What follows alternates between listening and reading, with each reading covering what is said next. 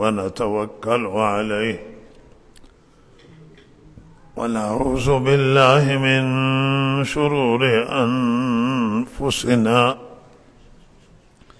ومن سيئات أعمالنا، ونعوذ بالله من شرور أنفسنا ومن سيئات أعمالنا، من يهده الله فلا مضل له ومن يضلله فلا هادي له، وأشهد أن لا إله إلا الله وحده لا شريك له، وأشهد أن سيدنا ونبينا ومولانا محمدا عبده ورسوله، صلى الله تعالى عليه وعلى آله وصحبه أجمعين. أما بعد، فأعوذ بالله من الشيطان الرجيم.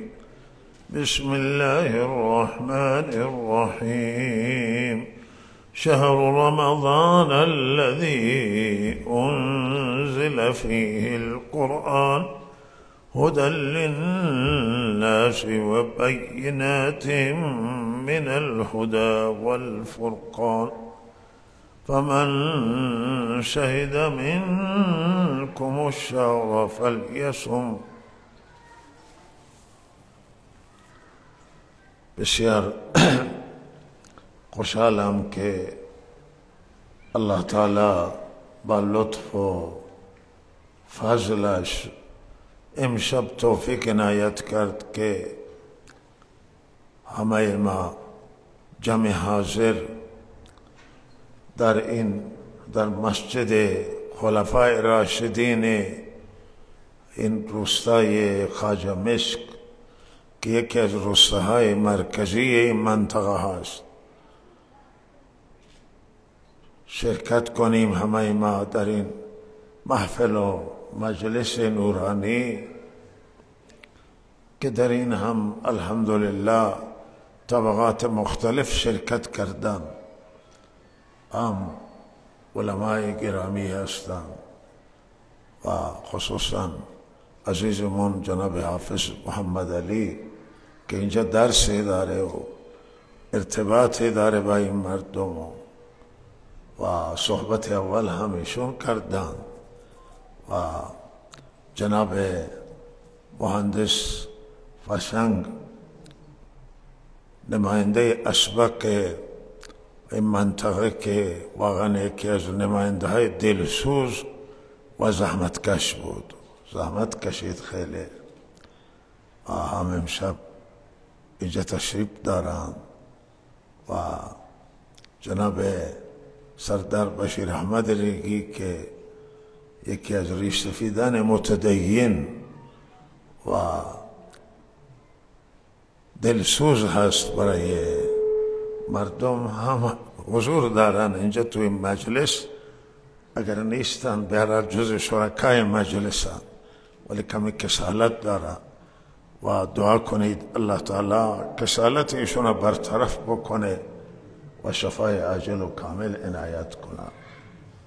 و به هر حال فرهنگیان و دانشگاهیان و جوانان بسیار دوست داشتنی و مادران و خواهران محترمه همه شریک این جلسه هستند، همه اینجا به امید رحمت پروردگار آمدن. امید هست که هیچ کسی اینجا برای مقصد دنیا پول مادیات نیامده و همه عزیزان آمدن تا مورد پذیرایی رب العالمین قرار بگیرن و بیاین اینجا دعای می شود و استغفار و توبه و نیایش و استفاده ببرند و همه آمدن تا حرف دین بشنوند و از این فضای معنوی و از برکات این جلسه، از برکات ماه رمضان و از برکات قرآن عظیم الشان آمدن تا استفاده بکنم و روی این درخواستمون از ربمون، درخواست دست جمعی ما آنه که الله رب العزت همه ما را مورد نظر رحمتش قرار بده و نگاه رحمت به این بندگان نیازمند، به این بندگان محتاج به رحمت پروردگار، به این بندگان که توی دلشون خدا را داره و چیزی که الله میپسنده و برای الله پسندیده است آنچه که توی دل است، نه آنچه که توی جسمه، نه آنچه که توی صورت هست. صورتهای ما را و جسم همه ما را الله خلق کرده و پیدا کرده است. این درخت انسان نهال خود رب العالمینه و چه چیزی است که نهال خدا نباشه؟ همه چیز را الله گذاشته و خلق کرده است. اما عزیزان، الله به دل نگاه میکنه که این دل چه کسی را میخواهد. آیا در این دنیا، در این دل حب دنیاست، حب مال و این گرویده مال هست و دل داده پول، دل داده وسائل جدید و مدل ها هست، دل داده قصر و ساختمان های، دل داده پست و ریاست است، یا دل داده الله است؟ خیلی حرفه، خیلی سخن مهمه. الله نگاه میکنه که این رخ دلش کجاست، این چه کسی را میخواهد. آیا احساس بدهکاری به پروردگار میکنه؟ آیا احساس محبت به خدا، دل دادگی به خدا، دلش به سوی الله متوجهه، یا نه دل از خدا دور شده و دنیا برو غلبه کرده است و اشیاء ظاهری دنیا، نقشهای دنیا، صورتهای دنیا در دل او نفوذ کردن و دل را از آن خود کردن. زبانش با خداست. بسیاری عاشق خدا امروز زیاده، عاشق رسول الله زیاده صلی الله علیه وسلم، اما عاشق زبانن، عاشق دل نیست. عاشق دل کم، خدا دوست کم داره، دوست قلبی، دوست زبانی و تملک و با خدا چاپلوسی خیلی زیاده. پیغمبر میگه من مالم برای خدا قربان، من جانم قربان خدایه. اما وقتی که مؤذن میگه الله اکبر الله اکبر، به نماز بیا، وقت نمازه، میبینی که بالاخره خود را مصروف میکنه و به مسجد توفیق آمدن نداره. مسجد نمیآید، کاهل نمازی میکنه، میگه رمضانه، وقت پرداخت زکات است، بهانه میکنه و از زیر بار زکات در میره، از زیر بار روزه در میره. گرفتار هوا و هوسه، ای عاشق گرفتار هوا و هوسه، ای گرفتار محبت مادیات توی دل او نشسته. خدا میخواد این عاشق چیکار بکنه؟ والله برای عاشق تو هیچ ارزش قائل نیست. تو عاشقی، تو محب خدایی، چرا مسجد نمیری؟ چرا نماز نمیخوانی؟ چرا در صف نماز گزاران نمی ایستی؟ چرا نماز در خانه، پالوی خانه تو مسجده؟ جوانی تو برو الان که وقت بندگی خداست و بهترین عبادت در ایام جوانیه که انسان به سلامتی است. وقتی که انسان پیر میشه و گرفتار امراض میشه، دیگه به حالت خودش گرفتاره، دیگه درد کمر داره، درد قلب داره، درد اعضای بدن داره و او به آه و نهله و دردهای خودش گرفتاره. اما کسی رفته بود به حج و جوانه و گفت که همین بهترین حج همینی که انسان در ایام جوانی به زور قوتش بکنه. حاجی را ما رفتیم که تبریک بگیم و خوش آمده بگیم. حاجی آدم عاقلی بود و پیر شده بود و رفته بود حج. گفت افسوسی که خورده آنجا که کاش که در ایام جوانی برای حج آمده بود. الان که پیر شدم و عاجزم من آمدم به حج، ولی افسوس خوردم که بهترین ایام برای حج ایام جوانی است و انسان عزیزام هستن بلوچیه خبر چند گیتری الان من فارسی شد این ماشاءالله یزدگر فارسی زارا. بله عزیزان من، بهترین ایام بندگی الله، ایام عبادت جوانان عزیز جوانی است. وقتی که شما جوانی باید نماز شما قضا نشه، باید نماز هیچ وقت ضایع نکنید، نماز تلف نکنید. ضایعاتی که برای به کاهل نمازی متوجه انسان میشه و اگر نماز که دین انسانی اگر ضایع بشه چنان تلفاتی است که با هیچ سرمایه مادی برابر نیست. اگر فرزن کسی هزاران میلیارد از دستش خارج بشه و ضایع بشه برابر با یک نماز نیست.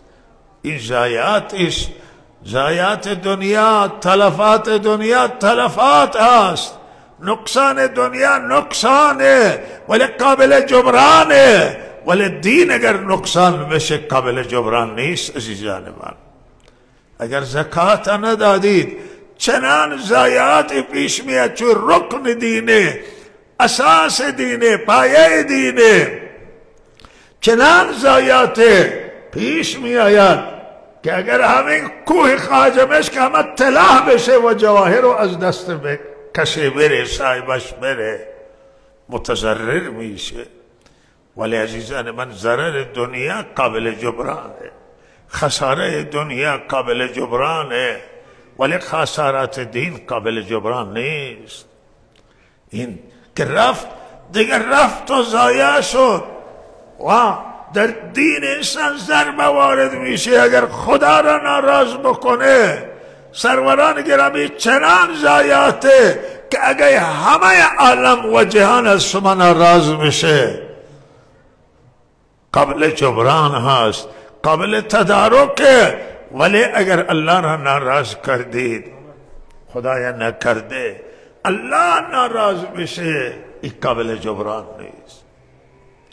اگر دست به معصیت زدیم و گناه زدیم، خدا نجات بده. اگر مرتکب گناه شدیم، آدمی از دست ما کشته بشه، خدا من و شما را نجات بده. سخته، از سخت‌ترین گناه بعد از شرک و بت پرستی و کفر کشتن انسانه. یه انسان بی گناهی اگر کشته بشه، تلف بشه از دست کسی، الله تعالی میفرماید من قتل مؤمنا متعمدا فجزاؤه جهنم خالدا فيها وغضب الله عليه ولعنه واعد له عذابا عظیما. هر کسی مسلمانی را قصدن بکشه، حالا قصدن یک وقت خطا کشته میشه، مثل با ماشین میزنه، تصادفی پیش میاد، اتفاق پیش میاد. شما هم قانون راهنمایی و رانندگی را رعایت کردید، مقررات کشور را باید رعایت کرد، خصوصا راهنمایی و رانندگی که تردد همه مسافران، همه خوبان، همه انواع مردم در بر جاده تردد میکنند. ولهذا اگر قانون رعایت نکنید مقصر شدید قرار میگیرید. گناهگار سخت میشی. ولی اگر این شما رعایت کردید و بالاخره در اثر خطای انسانی و رانندگی مردم تلف شد، هم گناهگارید. شما میگه تو احتیاط نکردی. چرا احتیاط نکرد؟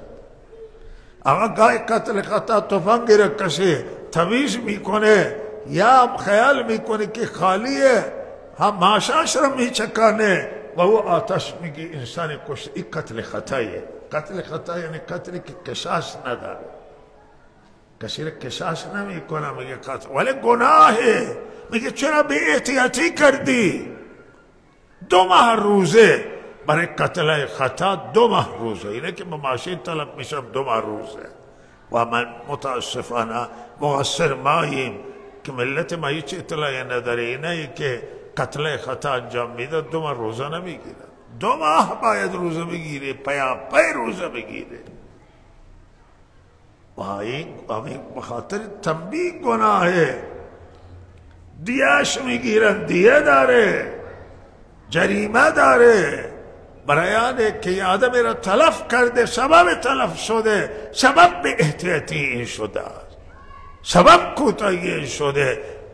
و لحاظا این، اما اگر کسی قصداً کسی را بزنه و به قتل برسانه، الله میگه به جهنم وارد داخل میشه. یک جهنم میمانه مدت طولانی و خالدینه و به هر حال خلود مکس طویل و جاودانه است و غضب خدا بر سر او، لعنت خدا بر سر او. الله اکبر. چه کسی میتونه لعنت خدا را تحمل بکنه؟ چه کسی میتونه غضب خدا را، خشم خدا، قهر خدا، لعنت خدا، جهنم، عذاب عظیم و عد له عذابا عظیم. امروز چقدر قتل رخ میده توی شهرمان، شهر زاهدان، چقدر قتل رخ میده و عده‌ای از خدا غافلن، از خدا بی خبر، تنها غرورن، تنها تکبرن. من از فلان فامیلم، من فلان زهی هستم و احساس غرور میکنه به فامیلش، احساس غرور میکنه به مالش. جاهله، بی سواده، به جای اینکه بره دانشگاه درس بخونه، بره خدا را بندگی بکنه، اما نه، بلا فاصله کارد میکشن، چاقو میکشن، سلاح و بر یک دیگه عمله میکنن و چه بسا که به سلاح گرم هم متوسل بشه.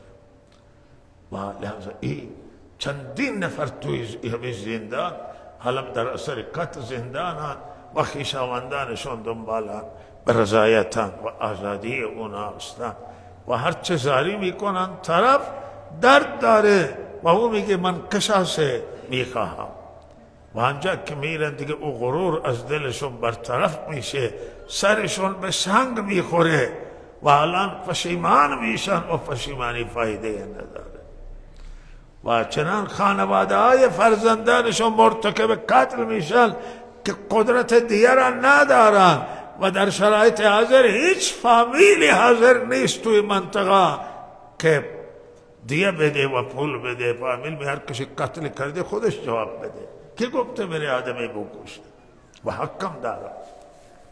و لحاظا احتیاط باید کرد. خیلی توی رانندگی باید احتیاط کنیم. کسی که سلاح به دست داره احتیاط کنه. سلاح بر ندارید به خودتان. بسیاری میگن که آقا برای سرقت و دزد و بعد میبینی که نخیر دیگه آدمی را زد و کشت. پوشه یک وقتی دو تا ماشین به همه اشتکاک نزدیک بوده که اشتکاک پیدا بکنه، اشتکاک هم پیدا نکرده و طرف پایین آمده و بالاخره و اون طرف اون پایین آمده، هر دو تا هم درگیر شده، یکی در جا کشته شد، کارت زده. ماشین تصادف نکرده آقا، شما این نکشتید و هر دو تا دانشجوی دانشگاه بود. این غرور جوانی، غرورهای کاذب، اینا غرورهای دروغ. آقا بشر چه غروری داره؟ انسان چه غروری داره؟ مغرور باشه انسان، باید متواضع باشه تکبر داشته نباشه، خود را از دیگران برتر و بهتر ندانه، نگه که مثل من کسی نیست. کسی را به خاطر یک زخم کوچکی که انگشتش زخمی شده بود به قتل رسانی و آخر الامر تا امروز پریشانی موجوده و مسئله حل نمیشه. دست بدر شدن، دنیا هم رفت، دین هم رفت و هیچی باقی نمیگذاره. و این غرور نباید. شما جوانان عزیز نباید غرور داشته باشید. کمال در تواضع، در فروتنی ها بگه از من هیچ کسی بدتر نیست، از من کسی سستر نیست، همه از من بهترن، همه از من خوبترن. من ضعیفترین بنده خدا. به شما دین اسلام تواضع تعلیم داده، فروتنی تعلیم داده. اگر پدران شما آدمان خوب بودن به شما چه؟ شما خوب باشید، من و شما خوب باشیم. اگر پدر پیامبر باشه و حضرت نوح باشه و فرزندش ناخلف باشه، کنعان باشه، هم نفرت خدا بر این فرزنده. و وقتی که حضرت نوح فرمود که الله فرزند من داره غرق میشه، فرمود این فرزند شما نیست، این ناخلفه، نابابه، این از لحاظ اعتقادی گمراهه و این به راه تو نیامده. ای نوح فرزند ناساله، جوان ناساله فرزند پدر صالح نمیتونه باشه. تو صالحی، فرزند ناسالحه. و سعدی رحمه الله چه زیبا فرموده است که سگ اصحاب کهف و روز چند فینی کان گرفت و مردم شد، فسر نوح با بدان بنشست، خاندان نبوتش گم کرد. بله، سگی وقتی اصحاب کهف برای حفاظت دینشون چند تا جوان، غالبا 7 بودن، فرار کردن که به یک غار پناهنده بشوند. سگی هم دنبال این افتاد و آنجا که این رفتن توی غار پنهان بشن، سگ جلوی غار دسته های خود را دراز کرد و سرش را گذاشت. اونا هم خواب رفتن، سگ هم خواب رفت. الله خواست که اینها را با این سگ حفاظت کنه که دیگه هر چیزی درنده بیاید این سگ ببینه فرار کنه. اونا اونجا خوابن و سگ هم اینجا خوابه و چشمای همه بازه، و لحظه این سگ هم رو بالله انداخت سرین که هرچی ببینه این سگ فرار کنه. و این تذکره این سگ توی قرآن آمده. و کلبهم باستون ذراعه بالوسید، شرفه برای او سگ که دنبال نیکان افتاد و جلوی غار اون نیکان خوابید و تذکره او را الله در قرآن کرد. این شرفه برای او سگ. ولی او انسان شرف نداره عزیزان من که دنبال افراد ناباب بیفته و بره خودش را معتاد بکنه، بره چرسی و تریاکی و مشروبات الکلی بنوشه، فردا قتل مرتکب بشه، خاندانش را گم بکنه، خلاف خدا را انجام بده. کسی که خدا را نافرمانی میکنه چه شرف داره عزیزان من؟ شرف و عزت از آن بشر الله شرافت داده، عزت داده، اما با نافرمانی خدا عزتش را میبره. و شما نمیدانید که روز قیامت چه صحنه برپا میشه در میدان محشر. تمام سران دنیا را میارند که به خدا ایمان نیاوردن، دست و پایشون میبندن، زنجیر بر گردنشون و پا دست و پا میاندازن، میکشن به جهنم میبرن. این او سرانند که امروز که وقتی جای سفر میکنن مردم برای اونا کف میزنن، مردم سوت میزنن برای اونها، جلوی اونا صف میبندن، اما وقتی نه خدا را این نعمت خداست که عزت داده، اما وقتی ایمان به خدا نیاوردن، خدا را نشناختن، خدا را فراموش کردن، روز قیامت با ذلت به جهنم برده میشه. اهل جهنم توی دنیا خیلی عزیز بودن، خیلی ها سرمایه دار بودن، خیلی صاحبان قدرت، پست، موقعیت، چنان موقعیت که امروز با کسی حرف نمیزنن. هیچ کسی، بعضی از سرانن که بالاخره وزیر و وزرای دنیا هم نمیتونه اونا را ملاقات کنن. اما عزیزان وقتی که نافرمانی خدا بشه، وقتی پشت به سوی خدایه، وقتی مخالفت قانون خدایه، وقتی کسی کتاب خدا را پس پشتش بیندازه، او انسان نزد خدا ذلیل و خاره و عزت و شرف و فرمانبرداری پروردگار است. تسلیم الله بشه و نباید بغاوت خدا انجام بگیره. مخالفت نه مخالفت خدا، ایش خیلی جنایت بزرگی.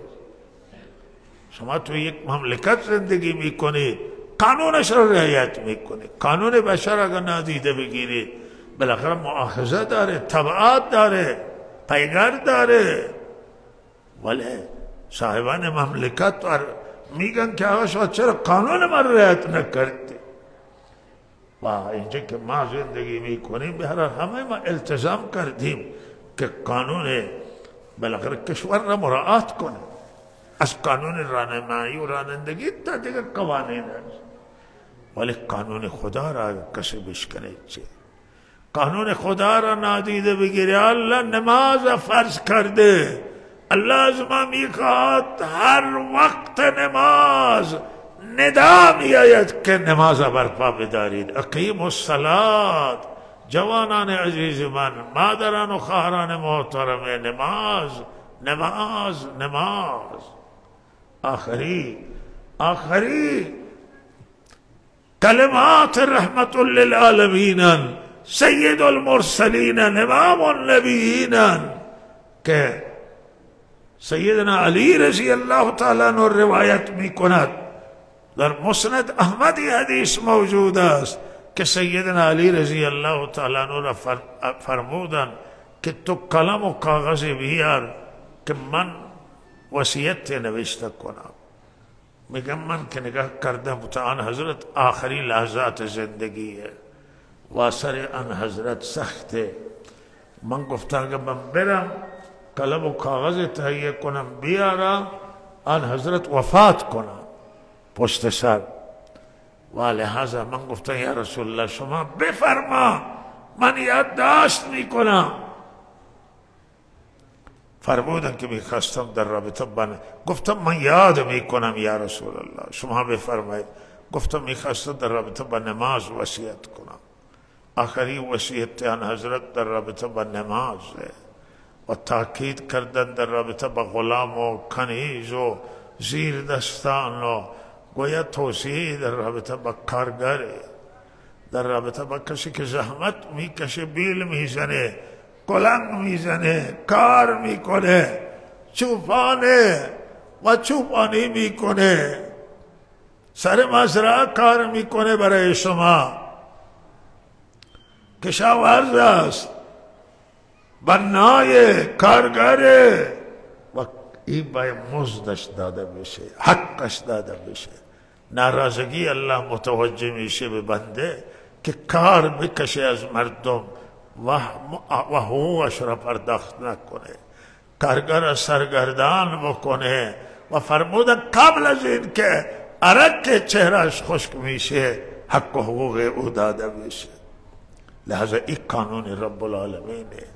کسی که به خدا پشت میکنه و قوانین خدا را، خدا فرموده دروغ نگید، خدا فرموده غیبت نکنید، تهمت نزنید. امروز توی فضاهای مجازی بیداد میکنه تهمت، بیداد میکنه افترا و افراد به جان یک دیگه میفتن و حرفهای زشت میزنن، بسیار تهمت برای افراد درست میکنن و لحاظا چقدر بد اخلاقی در فضاهای مجازی، چه در امروز توی جامعه چقدر بد اخلاقی. یعنی بد اخلاقی یعنی چیزی که خلاف اخلاق اسلامی است. و لحاظا با برخوردهای نامناسب، برخوردهای زشت، پوست دادن، ناسزا گفتن، بے احترامی کردن به انسانهای دیگر، رعایت نکردن حرمت انسانها، اینها همه قوانین خدا. حق همسایه، حق مادر و پدر، حق خویشاوندان و صله رحمی، حق زن و زنان حقشون چند از سنگینه. و چقدر آن حضرت توصیه کردن درباره زنان و فرمودن که بهترین شما کسی که با زن و بچهش خوب باشه و من از همه شما با زن و بچه هایم خوبم. خوبتر بودن حضرت. حقوق زنان رعایت بشه، احترامشون نگهداری بشه و لحاظا مشکلاتشون حل بشه از حقوق. و همینطور حق مرد هم رعایت بشه، حرمت مرد، احترام مرد در خانه و در شرایطی که مرد تنگ دسته و زنان خوب و زنان لایق با مردانشون همکاری میکنن و همراهی میکنن با اونها. دلسوزی زنان لایق و زنان خوب با شوهرهایشون و رعایت کردن ادب و احترام اونها، اینها همه وظیفان و اینها حق و حقوقان. تربیت اولاد، تربیت فرزندان، بهترین مدرسه و دانشگاه، بهترین حوزه برای فرزندان خانه مادر هست و خانه پدر. اینجا باید نام خدا را یاد بگیره، اینجا باید کلمه توحید لا اله الا الله را وقت به زبان میاد یاد بده. اینجا ما باید لا اله الا الله و محمد رسول الله یا اشهد ان لا اله الا الله و اشهد ان محمد رسول الله یاد بده. اینجا ما باید بعضی از سوره های قرآن به او یاد بده و احکام الله تعالی را به او القا کنیم. او در خانه بچه در خانه ما باید دانش کسب بکنه، ادب یاد بگیره، حرمت ها را یاد بگیره. بچه بدانه که برای چه در دنیا آمده است. برای دنیا آمده تا خدا را بندگی بکنه، در دنیا آمده تا وظیفه‌اش را انجام بده نسبت به انسانهای دیگر. و بچه را به نماز در 7 سالگی آشنا کنید و بچه را در 10 سالگی نماز نخوان تنبیه کنید. وقتی آداب مسجد رعایت کنه مسجد با خودشون بیارید، عادت بدید بچه را کار کنید. اگر کار نکنید این بچه که بزرگ بشه بگه من نماز نمیایم. پدر میگه چشم، از این در پدر در بیرون میشه مسجد و در به دیگه بیرون میشه. بسیاری از پدران شاکیان که فرزندان جوانشان به نماز نمیاید و این زشت. عزیزان من، این فرزند مسلمانه. تو چه کار کردی برای فرزند من و تو چه کار کردیم؟ چه اندازه اون سنت را رعایت کردیم؟ سیره آن حضرت را در رابطه با آموزش بچه ها و تربیت بچه ها، برنامه اسلام چه اندازه رعایت کردیم که انتظار داریم بچه به مسجد بیاید. و لحاظا فدران در آموزش بچه ها باید کار کنن. مردم عزیز، بالاترین سرمایه شما فرزندان شما. سرمایه شما ماشین نیست که سواری، ویلا و ساختمان نیست که در آن زندگی میکنید. سرمایه شما باغ و ملک نیست. سرمایه شما فرزندان شما. اینها نور چشم شما، اینها گوشه جگر پدر و مادران. بچه ها باید تربیت اسلامی کسب کنن. بچه ها را باید به درس بفرستید، آموزش و پرورش، بره درس یاد بگیرید. مواظب درس فرزندانتون باشید، ارتباط با مدرسه و تعلق داشته باشید. یک وقتی معلم نباشه که بیاد اینجا حاضری بده درس نده. در گذشته اطراف زاهدان یکی از مناطقی که افت تحصیلی داشته و فرار از تحصیل داشته اطراف زاهدان بوده. متاسفانه اینجا با این حال که مرکز استانه و اینجا باید به بچه ها خیلی توجه بشه. بر بچه ها ظلم شده، هم آموزش و پرورش کوتاهی کرده و هم مادران و پدران، هم ما مقصریم، هم آموزش و پرورش مقصره. الان یک کمی حرکتی خورده ولی هنوز ما خوب راضی نیستیم. هنوز باید خیلی تلاش بشه. معلم، حالا من نمیگه این حرف عمومیه، من گفتم خیلی معلمان تلاش میکنن ولی خیلی ها نه. خیلی مشکلات ما داشته در گذشته، افت تحصیلی در اطراف زاهدان، غرب زاهدان و این جنوب، قسمت جنوب زاهدان، قسمت های شمال زاهدان خیلی افت تحصیلی بوده و بهترین علاجش اینه که معلم از خود همین منطقه، معلم های محلی دلسوزی نشان بدن، نه معلمه که بیاد حاضری بده به کلاس و برگرده. ما امیدوارم که خوب باشه و من همینجا این یادآوری میکنم به آموزش پرورش که هیچ خدمت در نظام، در یک نظام بالاتر از تربیت فرزندان آموزش پروردن نیست و آموزش زیربنای اساس. اگر تعلیم نباشه هیچی نخواهد بود. تعلیم باید باشه. به شما توصیه میکنم که در مدرسه سازی منتظر دولت نباشید بیاد برای شما مدرسه درست کنه. شما کسانی که دستتون به دهن میرسه وزیر تو خود مدرسه درست کنید، دانشگاه درست کنید، مدارس درست کنید، مدارس آموزش پرورش. خودتون به این تعلیم پیش قدم باش و آموزش پرورش به حال خودش نگذارید. کوتاهی است ولی زیر سوال ببرید. اما تعلیم بالاترین وظایف یک سیستم و یک نظام آنه که انتظام شدید بکنه در رابطه با تعلیم. برن علم یاد بگیرن، دانش یاد بگیرن.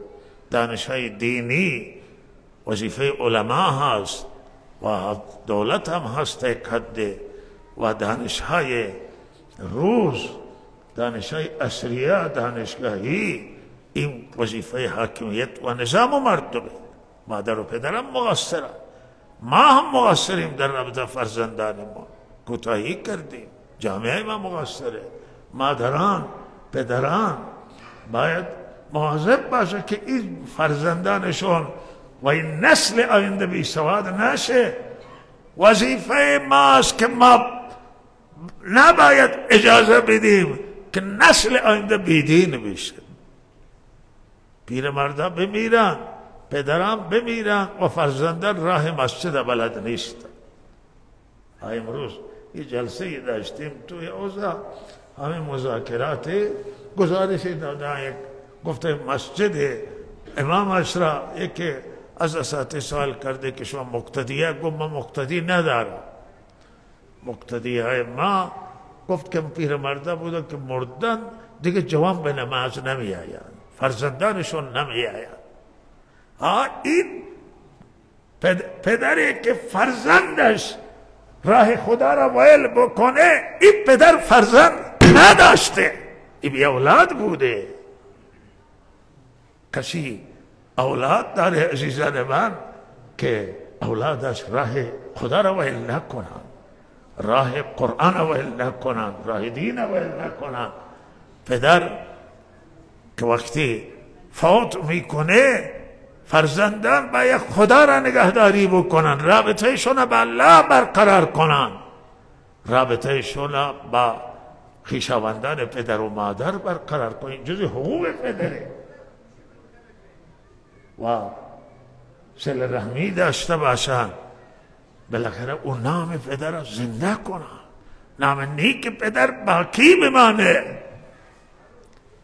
و این جوانان که جواب اینها را میده که اینها بیسواد ماندن، فرار از تحصیل کردن، همه مقصرن، همه کوتاهی کردن. من نمیگم یکی، مردم مقصرن و مردم اهمیت قائل نبودن و معلمم دیده، آموزگارم دیده که آقا مادر و پدر خبری از من نگیرم، اونم کوتاهی کردن.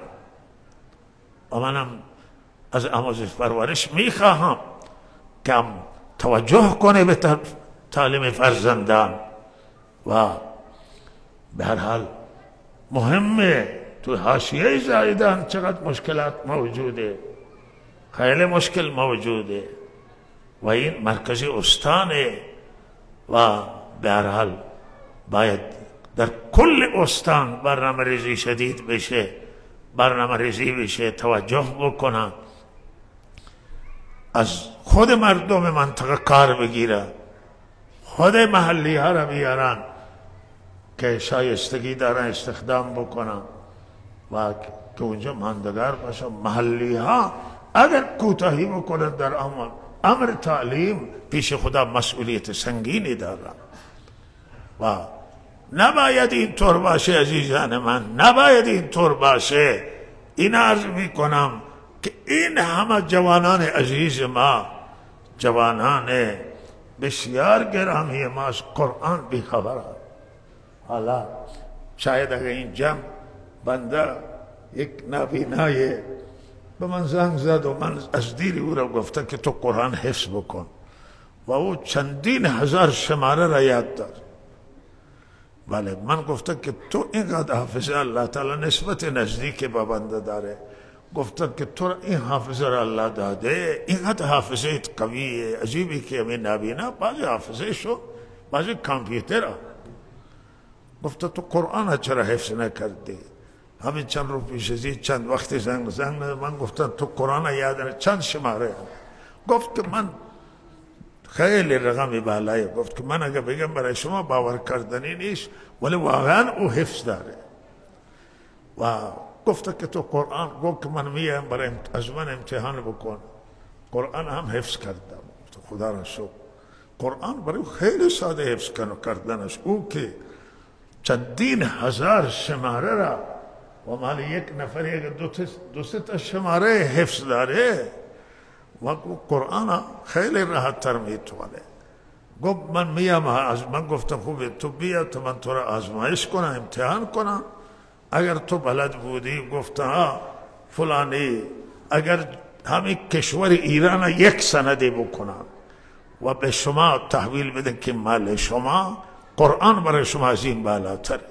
و اگر همین کل جهان همه به تو تحویل بدن که مال توه، قرآن عظیم الشان هم از این بالاتره. و تو چی میخواهی بالاتر از قرآن؟ لحظه جوانان ما، شما این قرآن که معجزه، معجزه دین شماست، شرف شمایه، عزت جامعه اسلامیه، عزت مسلمانانه. قرآن از شما چرا بلد نباشه؟ خیلی چیزا بلده، خیلی کتابای داستان مطالعه میکنید، خیلی رمان نویسی هستند و خیلی هستند که اینها را مطالعه میکنند و شما قرآن مطالعه نکردید. چرا در حق قرآن اینقدر کوتاه؟ ملت‌های دیگه اینطور نیستند. شما بری حرمین شریفین، این عرب‌ها چه قرآنی میخوانند. جناب مهندس فشنگ تشریف برده حج، اونجا دیدید که ملت‌های دیگه چه قرآن میخوانند. این ترک‌ها هستند قرآن میخوانند، فارسان قرآن میخوانند و اما دست مردم ما بیشتر تسبیح. بالاخره برای اینکه تسبیح آسانه و قرآن یاد نگرفتن، ولی الان الحمدلله حرکتی خورده جامعه ما. خیلی زنان در استقبال میکنن، قرآن یاد میگیرن.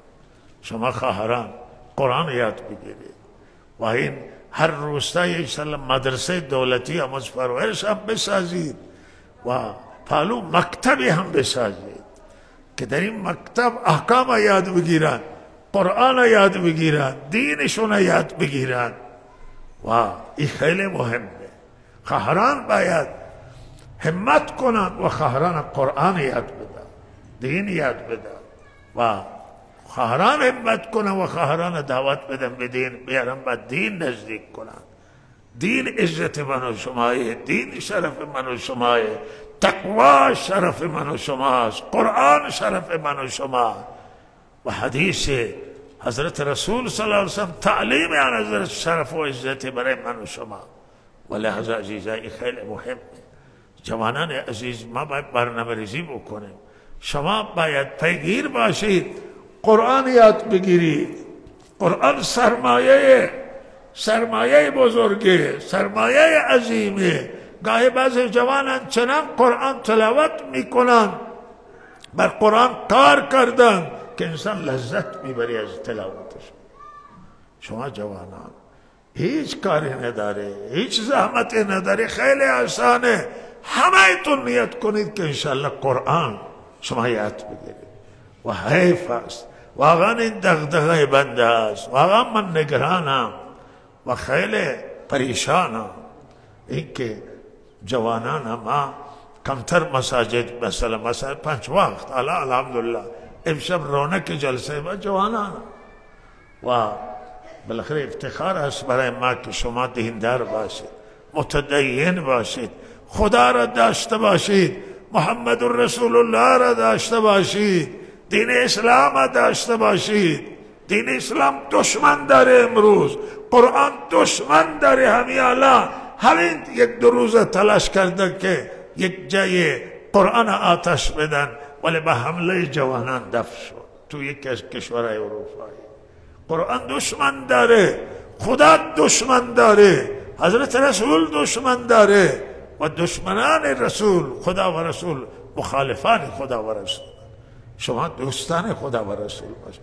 دوستی به زبان نیست، دوستی به تمنا نیست، دوستی به آرزو نیست، دوستی به تلاش، به کوشش، به واقعیت هاست که شما به این واقعیت بهشت رفتن به آرزو نیست که کسی تمنا بکنه. هزاران و میلیاردها انسان که تمنای بهشت داره روز قیامت جهنم میره. تمنا آقا فایده نداره. و تلاش، کوشش، جدیت و حرکت به سوی خدا، حرکت به سوی باید. شما تلاش کنید، خدا شما را نصرت میکنه. شما خواهران همت کنید، تلاش کنید برای دین. خانه هایتون را با عبادت به نام خدا، با بندگی خدا نورانی بکنید. فرزندانتون وادار به نماز بکنید، ترغیب بدید، ناامید نباشید. جوانانتون از صبح بیدار کنید، به مسجد بفرستید. مهمی عزیزان ما میخوایم خدا را نگهداری کنیم، دین خدا را نگهداری بکنیم. چگونه نگهداری میکنیم؟ الان چقدر جوانه که روزه میخورن توی شهر و چقدر مسنن که میخورن، چقدر انسانن که نماز صبحشون در ماه رمضان قضایه، چقدر تلفات سنگینه و چقدر ضایعات بزرگه. نماز قضا کردن خدا ناراض میشه. فرض آقا رکن پایه دین شماست. و شیطان تلقین میکنه که بابا خدا چه نیازه به نماز تو داره. بله خدا نیاز نداره، تو نیاز داری، من نیاز دارم، بنده و شما نیاز داریم به نگهداری خدا، به نگهداری دین، به نگهداری اسلام، به نگهداری قرآن. برید قرآن یاد بگیرید، برید دانشگاه درس بخونه، هم قرآن داشته باشید، هم خدا را داشته باشید، هم علم روز کسب بکنید. با علم دنیا را میشه آباد کرد. پیشرفت دنیا با علم، چه علم شریعت باشه و علم دین باشه. شما جوانان عزیز تأثیر گذار باشید، در اصلاح جامعه کمک کنید. شما خواهران و مادران و زنان، شما معتمدین و ریش سفیدان، شما علما، شما دانشگاهیان، شما فرنگیان، کمک کنید، در راه خیر کمک کنید، حرف بزنید، صحبت کنید، تشویق کنید، ترغیب بدید، طرف قانع کنید که دین داشته باشه، علم بخونه و زندگی راحتی داشته باشه، زندگی سالمی داشته باشه. خدا را فراموش نکنه، قبر جلوه، قبر در انتظار من و شماست. قبر اولین بازداشتگاهه، فاولین محل بازجوییه و بازپرسیه. قبر گیر میکنیم. عزیزان من، کسی منو شما را نجات نمیده. خیال نکنید که اونجا پختند و آماده شما بری شما را استقبال میکنند. شما را میگه شما چی کردید، ولی اگر خوب بکنید، خوب عمل کردید، نیک عمل کردید، نماز برگزار کردید، حقوق مردم رعایت کردید، حق انسان رعایت کردید، حق والدین پدر و مادر رعایت کردید، حق همسر و فرزند، حق همراه و همسایه را، حق خویشاوندان، حقوق الناس را، ولی قبر در قبر اسما استقبال میشه. اگر قسم ناحق نخوردید، اگر مال مردم حیف و میل نکردید، اگر سرقت و رهزنی کسی نکنه. و چقدر دزدی الان توی جامعه ما زیاد شده است. الله نجات. دامداران شکایت میآیند، گوسفند برمیدارند و فرار میکنند. و چقدر این ناراضگی خدا را تحریک میکنه، غضب الله تعالی را. سرقت چقدر عمل زشته. لا یسرق السارق حین یسرق و مؤمنون. فرمودم وقتی که دزدی میکنه او مؤمن نمیتونه باشه، کسی که دزدی میکنه. و ابن عباس این تفسیر کردن که این وقت سرقت که میکنه ایمان از او جدا میشه.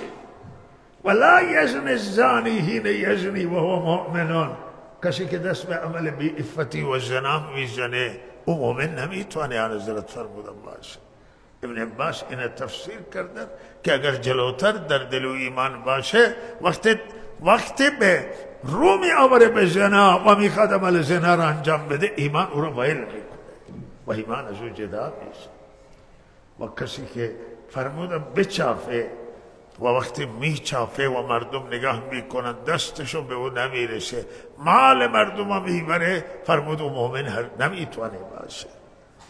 و ابن عباس این هم تفسیرش همینه که اینها ایمان از اونها جدا میشه.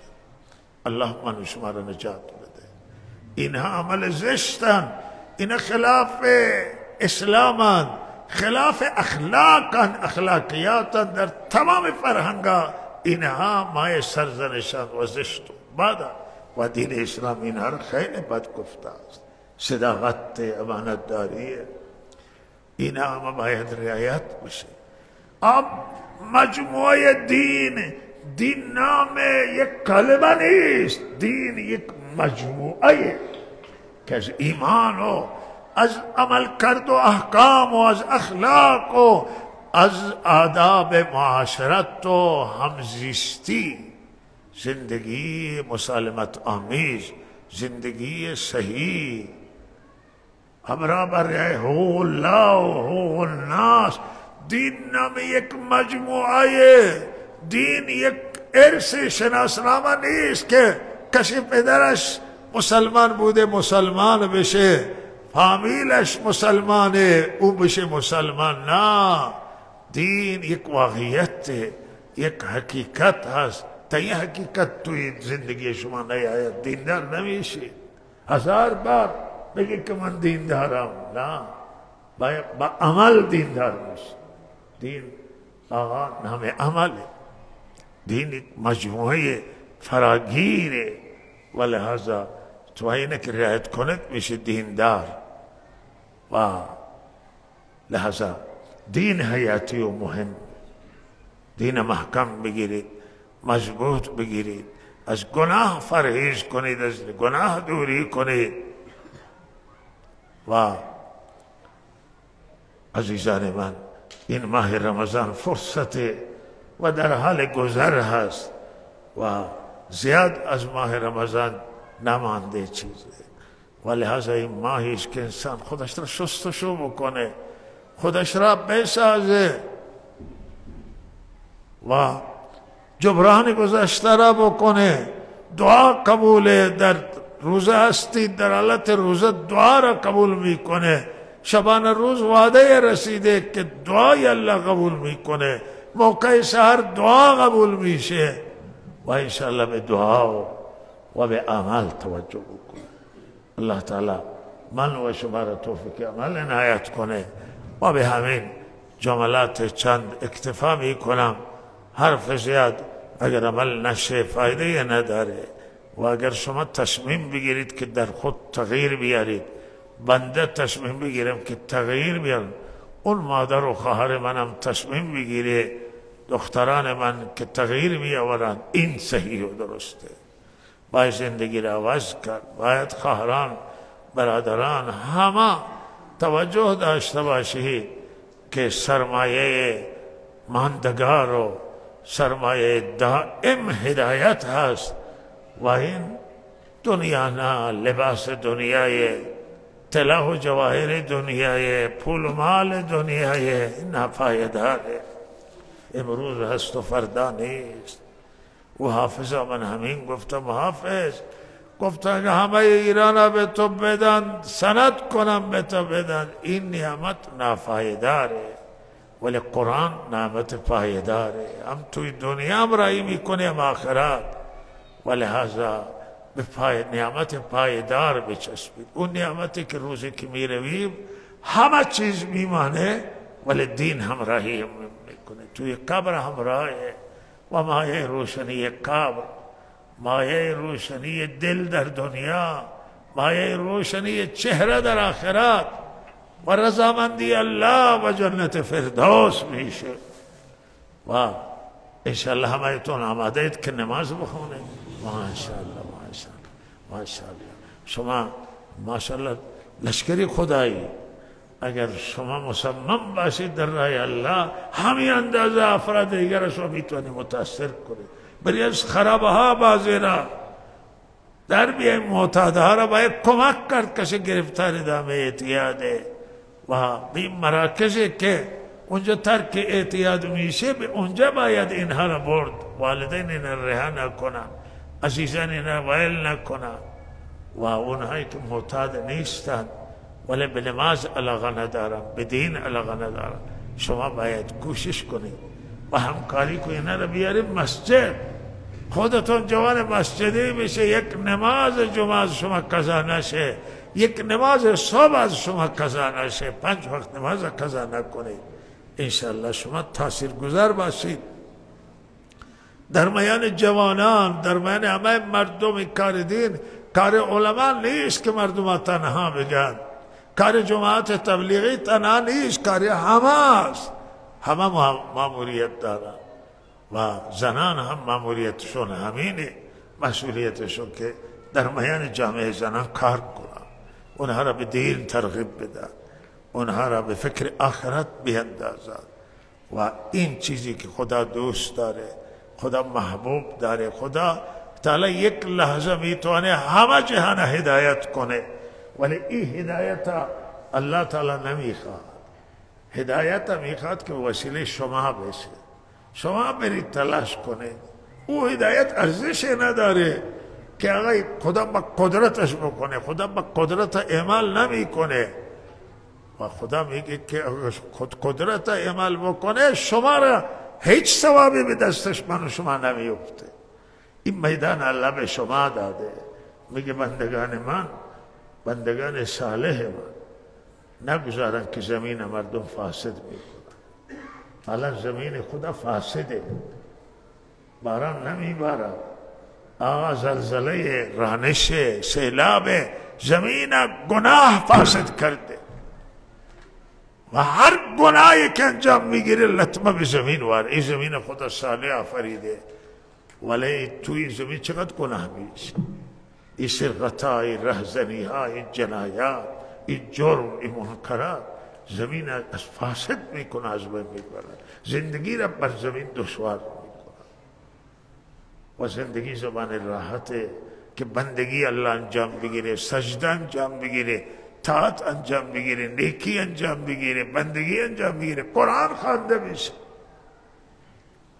و ذکر الله بر زمین انجام بگیره. انشاءالله همه ما تلاش کنیم برای اصلاح زمین، برای اصلاح محیط، اصلاح جامعه. همکاری بکنید، همه تون همراه بشیم و بیاریم اونهایی که از دین رفتن فرار کرده، اونهایی که نماز نمیخوانن، روزه نمیگیرن، اونهایی که ترک تحصیل کردن، برگردانید بیایید برید تحصیل کنید و هم دین بگیرید، هم دنیا را بسازید، هم آخرت را بسازید. آخرت را فراموش نکنید. دنیا و آخرت هر دو تا را الله برای شما خلق کرده و از هر دو بهره ببرید. الله تعالی به من و شما توفیق عمل نصیب. الحمد لله رب العالمين والعاقبة للمتقين والصلاة والسلام على رسوله خير خلقه محمد وآله وصحبه أجمعين.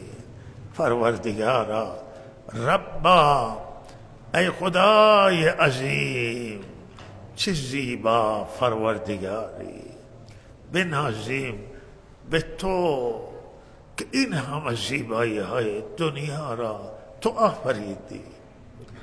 همه زیبایی دنیا که بر زیباییشان افتخار می کنند، همه منظرهای زیبای دنیا، مناظر طبیعی، کوه و دریا و چمن و گلستان و همه منظرهای زیبا خالقشون تویی که زیبایی ظاهری را آفریدی و تویی که زیبایی معنوی را آفریدی و معنویت ایمان چقدر زیبا کردی، اخلاق نیک را چقدر زیبا کردی، عمل کرد نیکا چقدر زیبا کردی. پروردگار همه زیبایی ها به تو برمیگردن و تو رب همه زیبایی، تو خودت چقدر زیبایی که این همه زیبایی ها، تو چقدر پاکی و مقدسی که این همه پاکی را در دنیا آفریدی. تو چقدر عظیمی و بزرگی که این جهان با این عظمت و این کره خاکی زمین با این بزرگی و دریاها و کوها و انسانها و مخلوقات و آسمان و زمین آفریدی. تو عرش عظیم آفریدی. چقدر تو بزرگی، زیبایی، عظیمی. بنازیم ای خدای عظیم و ای خدای مقتدر و ای خدای بزرگ، به بزرگیت افتخار میکنیم. شرف با تو نسبت، شرف با تو تعلق، شرف برای بندگان ارتباط ایمانی با تو، ارتباط از اون طریقی که تو فرمودی و پیامبر اعظم صلی الله علیه وسلم فرمود.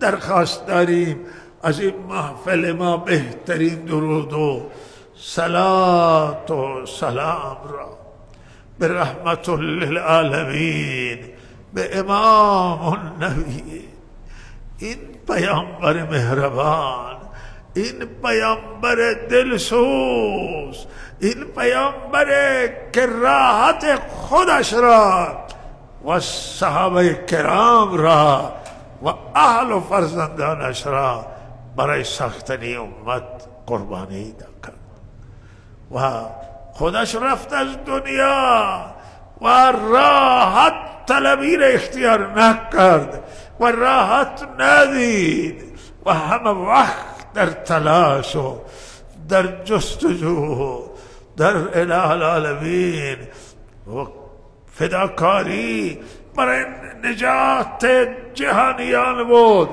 برای نجات جهانیان دل سوخت و گریه کرد و دعا کرد یا رب بهتری صلات و سلام و درود را از این محفل ما به رحمت للعالمین برسان. یا الله به اندازه که مداد کلماتت، به اندازه عدد مخلوقاتت، چقدر مخلوق آفریدی، یا الله به عدد همین مخلوقات درود و سلام و رحمت و برکات را بر سید الاولین و الاخرین نازل بفرما. یا الله، همان اندازه که آن حضرت خوشنود بشه، تو راضی بشه، بر خلفای راشدین، بر صحابه کرام، بر اهل بیت عظام، بر همه انبیا و اولیاء امشب درود از جانب من نازل بفرما. یا الله، رحمت خودت را، رحمت للعالمین را بهترین پاداش از امت ما عنایت کن. یا رب، ما محتاجیم، ما نیازمندان، ما محتاجان، ما گناهگاران و آلودگان. یا رب، ما انسانایی که بار گناهمون سنگین هست و اعمال نامه خودمون را سیاه کرده ایم با غفلت و با کوتاهی و با سستی و با تقصیر. الها، امید آوردیم امشب به دربارت که در رحمتت را بر ما بگشا و ما را از رحمتت ناامید نگردان.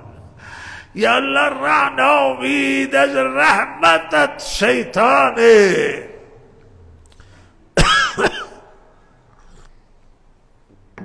یا الله، ناامید از رحمتت اونایی هستند که تو را باور ندارند و تو را قبول ندارند، به تو آشنایی و شناخت ندارند. یا الله، ما ملت مسلمان، ما مردمی که به تو ایمان آوردیم، یا الله اتباع رحمت للعالمین را کردیم و دعوت ایشون را پذیرفتیم. به ذات یگانه تو با فضلت ایمان نصیب ما شده، از تو انتظار داریم. ناامید نیستیم. این شبها شبهای ناامیدی نیست، این مجالس ناامیدی نیست. امیدواریم که در این شبهای رحمت در رحمتت را بر ما بگشا و درت را بر ما باز کن. یا الله، یا الله، چه اندازه خدایا پروردگارا سود کلانی است و نفع عظیمه و کامیابی و سعادت بزرگه که در تو بر روی ما گشوده بشه و تو همه تقصیرات زندگی ما را مورد عفو قرار بدی و تمام خطاها و گناههای ما را شستشو بکنه.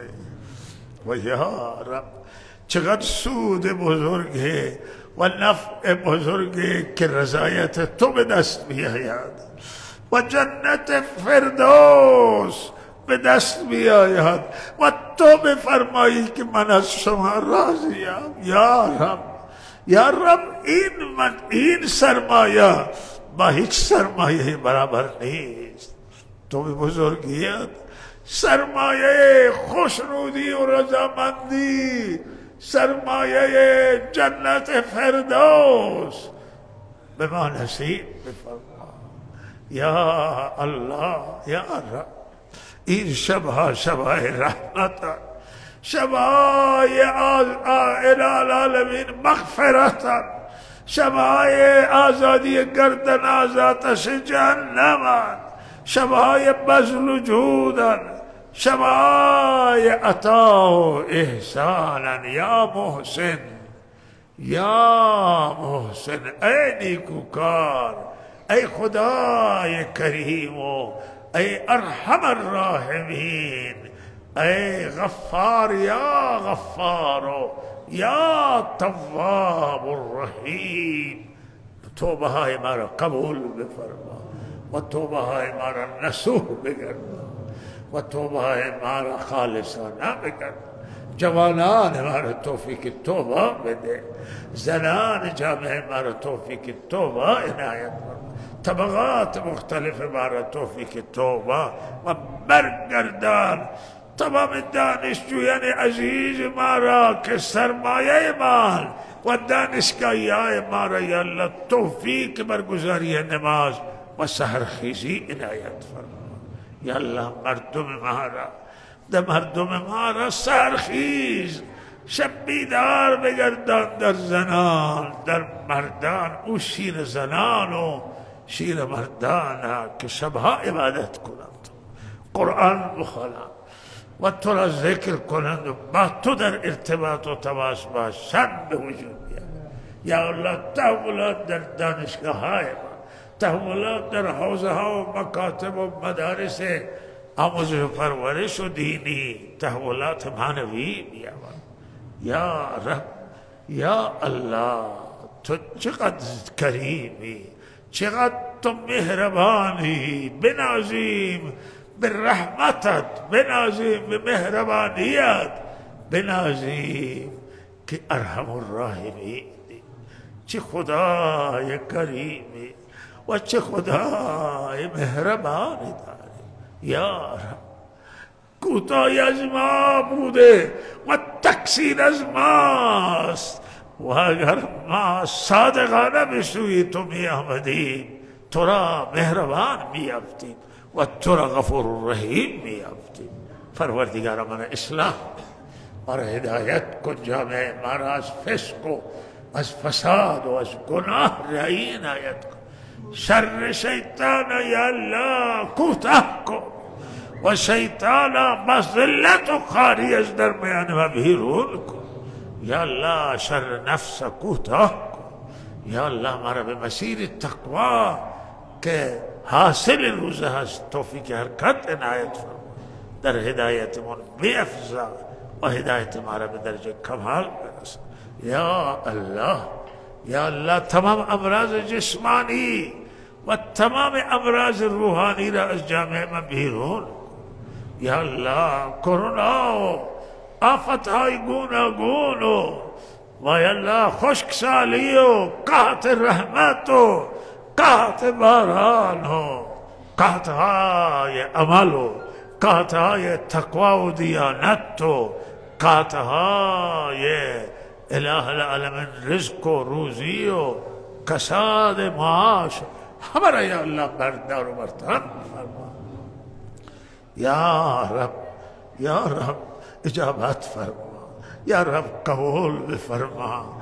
یا الله جامعه ما را سوق بده به سوی وحدت و همدلی و اختلاف را از جامعه ما بیرون. یا رب در اثر اعمال ما توی خانواده ها، توی فامیل های مختلف، توی یک فامیل و در یک خانواده اختلاف چقدر زیاد شده و این اختلاف نتیجه نافرمانیه، نتیجه عذاب، غفلت. یا الله تمام اختلاف ها را به صلح و سازش تبدیل کن. این تمام نفرت ها را به محبت ها تبدیل کن و اله العالمین صله رحمی و قرابت و خویشاوندی و زندگی مسالمت آمیز و یا الله به وجود بیاور. چنان فضای دین به وجود بیاور، فضای علم به وجود بیاور، فضای خیر به وجود بیاور، فضای نیک به وجود بیاور. یا رب کرم کن، یا رب رحم کن و یا رب مهربانی کن. همه این قبرستان ها را مغفرت کن، همه گذشتگان غریق رحمت کن. علمای گذشته و معتمدین و ریش سفیدان گذشته که خدمت کردن برای جامعه و رفتن، تحصیل کردگان و گذشته و تمام انسانهای مفید برای جامعه و دیگران و همه مؤمنین و مؤمنات، عموم مسلمین و مسلمات مغفرت کن، غریق رحمت کن، امراض جسمانی و روحانی را شفا بده، زندانی ها را توبه و اصلاح و وسیله آزادی فراهم کن و جمیع گرفتاری ها را برطرف کن تنگی روزی را از سر مردم ما بردار جامعه ما و بی مشغله‌ای را هم بردار یا الله. آنهایی که ازدواج نکردن و به سن ازدواج رسیدن و نیاز به ازدواج میکنن یا الله شرایط ازدواج اونها را فراهم بفرما و عاقبت ما را بخیر کن و الی این محفل به برگاهت بفزید. تلاوت و عبادت بندگانت را برگاه خود قبول کن. اعمال ظاهری ما را مقبول بدار. ربنا تقبل منا. جميع کسانی که شفا درخواست دعا می کنند یا الله حاجتایشون را برآورده بگردان و مشکلاتشون را حل کن. ربنا تقبل منا انك انت السميع العليم وتب علينا انك انت التواب الرحيم. وصلى الله على سيدنا محمد. درودی ختم کنید.